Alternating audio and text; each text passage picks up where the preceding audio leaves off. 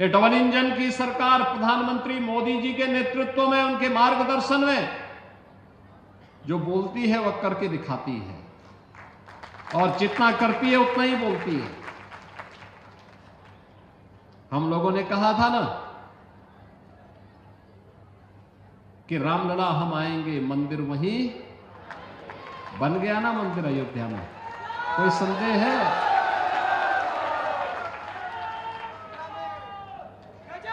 कोई संदेह है?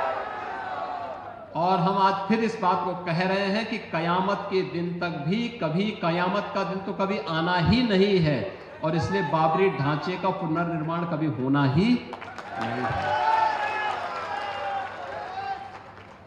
जो कयामत के दिन आने का सपना देख रहे हैं, ऐसे ही सड़गल जाएंगे, कभी वह दिन आने वाला नहीं है।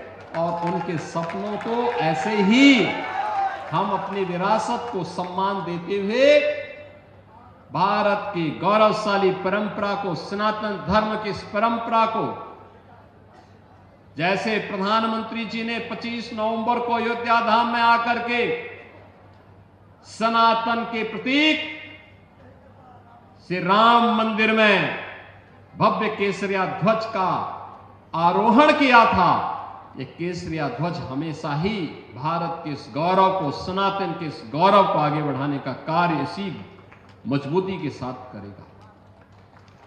बहनों और भाइयों, आप याद करिए ना, अयोध्या में 500 वर्षों के बाद एक गौरवशाली क्षण हमारे सामने आया। इन 500 वर्षों में अनेक राजा महाराजा आए,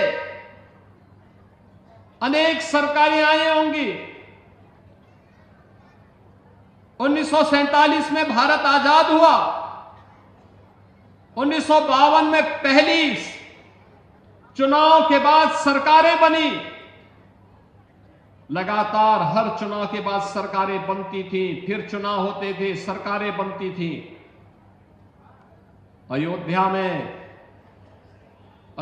में भगवान राम का, उनकी जन्मभूमि पर भव्य मंदिर के निर्माण का कार्य हो, आखिर ये उनके मन में क्यों नहीं आया? आज तो हर व्यक्ति कहता है कि साहब राम हमारे भी हैं। हमने कहा सभी के हैं, राम तो सबके हैं,